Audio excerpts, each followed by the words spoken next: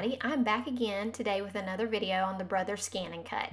So if you haven't seen my previous video, I am trying to make some tutorials for things that I'm not finding easily online. So today is how to cut an image from a stencil. I've got two ways to do this, and how to save it on the machine so that you can make multiples. Please take the time to hit the subscribe and like button, and then let's get right into this video.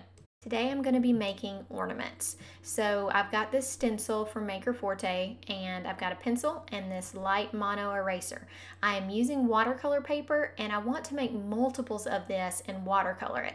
So I am going to trace it with a pencil, and this should work perfectly because there is a connected line. So you can't really cut out something on the ScanNCut that the outside line does not connect. The other thing I wanted to figure out is how I can make multiples of something without having to trace every single one.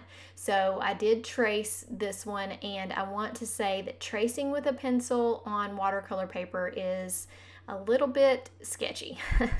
It's kind of a funny play on words, but you got to make sure that you don't smudge that pencil. So you could do this with a marker or a little pen, which would be great if you're going to flip it over, but I just didn't want a chance having the pen show through on my watercolor design. So I went over the image twice with the pencil, and then I'm very careful not to touch that image with my fingers. So you'll see as I pick up the stencil what it looks like, and I wanted to make sure it was dark enough in all these areas so it's a good image. And now we are going to look at all the lines very closely and make sure it's symmetrical, make sure I don't have a line sticking out where I don't want it to, because the ScanNCut is going to cut exactly, and it sometimes even sees smudges and things like that. So I'm making sure that that little spot that I was looking at looks very squared off and doesn't look round, otherwise it'll cut it that way.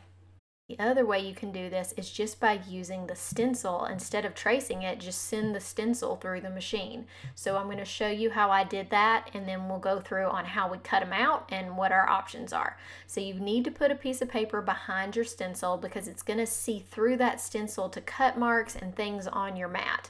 So I just laid down a scrap piece of paper, and then I'm going to tape this down. I have decided that taping things to my Brother mat makes it a lot easier. You have to move these tape marks out of your scanned image, which is pretty simple. I think it's faster than having to trace the image, especially if you are unsure about having any mistakes and having erase marks on there that are also going to scan. So what I did is just tape this down really well with some Post-it note tape.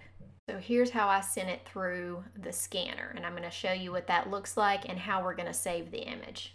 Now let's look at how we're going to save this as data on our machine. So I've got that mat, and I've loaded it with the button that I just hit, and then we are going to scan this to the data. So I'm going to hit scan, and then we've got three options. We have direct cut, scan to cut data, and scan to USB. I'm going to scan to cut data because I want it to save on this machine. Then it'll tell you, are you sure? And this is what you want to do. And you just hit the start button. So we'll make a little spinning thing on here saying it's scanning. Then it changes to recognizing. And then you get the screen that shows you what you've scanned in. So here's this. I know that's kind of a light color, but I will do my best to show you what it is. Three buttons that you can pick from. This first one is the outline. The next one is inside and out. So you want to pick the first one. It's the outline button. And then it's going to pop up and it's going to be black. So it is a little bit easier to see this way. And what you're going to do is change and make sure you focus in on whatever you're actually wanting to cut. Focusing on that main ornament because I'm going to be watercoloring it. I don't need the outline of the fancy part of the ornament, just that main shape. And I'm cropping in and trying to get rid of as many lines as I don't need. If you cannot get rid of all the lines, do not worry. We'll do another step that'll show you how to get rid of everything you don't want to cut. Cut it as close as I can, and there's definitely still some extra lines in there, but this is as close as I feel like I can get my crop. So I'm going to hit preview, and it's going to zoom in on it so that I can see what's still left. You can still see there's tape lines in there, things like that. I'm going to see if I can crop just a little bit more with that zoom. I may be able to get some of those out of there. So I'm going to hit preview and see how I did. Look at this processing for a second. looks to me, and I know that it's hard for you to see, that I got most of those lines out. I still will have the chance later to take anything out that I don't want, and I've got these 3 places to save. I'm saving it to the machine like we discussed, so I'm picking the machine button. It pops up and shows you that it's saved under this file name, so I hit OK. And then I'm going to show you how to get out of this screen. So from here, we're going to hit Home, and it says, do you want to delete all patterns? Very scary, but you say yes. It's not talking about the one you just saved, so you can hit the OK button. I'm going to show you, I'm going to use Arch's watercolor paper, and I'm going to show you how to get that image back and then cut it out on your mat.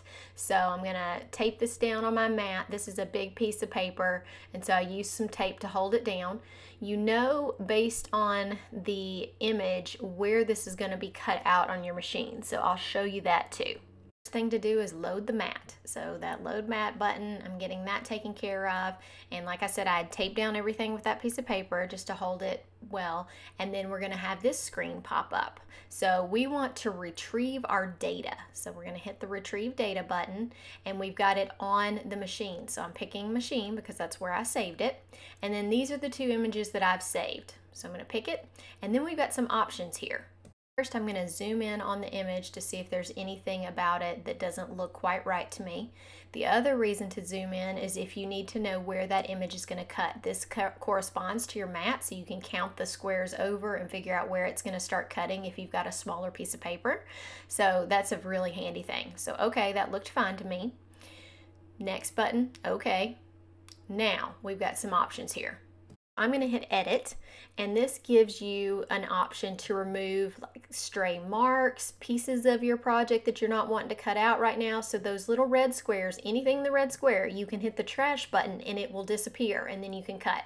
I don't want to do anything to this one, so I'm just going to hit OK and save. And this is basically the same image, but I'm still going to save it to the machine.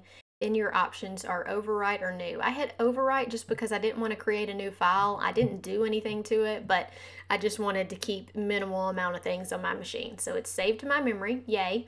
Now we got back to this screen. So we're going to hit OK on this screen. We've done any editing that we want to do, so hit OK. And then it's going to give us the option to please select. Sorry about that little glare up there. And it's going to ask you if you want to cut it, draw it, whatever. So you go ahead and hit cut. And then I'm going to show you the difference in cutting directly from the stencil versus tracing the image and cutting the traced out line. So here we go with the first one. This one is from the stencil. You can see there's just a teeny little area right there where it wasn't perfectly round. So that was the one from the stencil, and I'm trying to get you better views of that. This one is the one that I traced. So not a huge difference, a little bit more rounded on the edge. I did trim with my scissors a little bit and just make sure that I made that rounding even. So here's the final project. I love how it turned out. I think this is a great new way to use stencils, especially if you love having die cuts on your cards. And I like that so that I can create dimension and use foam tape behind them like I did on this card. So I will link everything in the description. Make sure if you hadn't got a chance yet, I would love it if you'd take the time to subscribe and like the video. And I will be producing more videos on Brother, so just make sure that you stay tuned to hit the notification button, and I will see you soon on the channel. Thanks so much. Bye.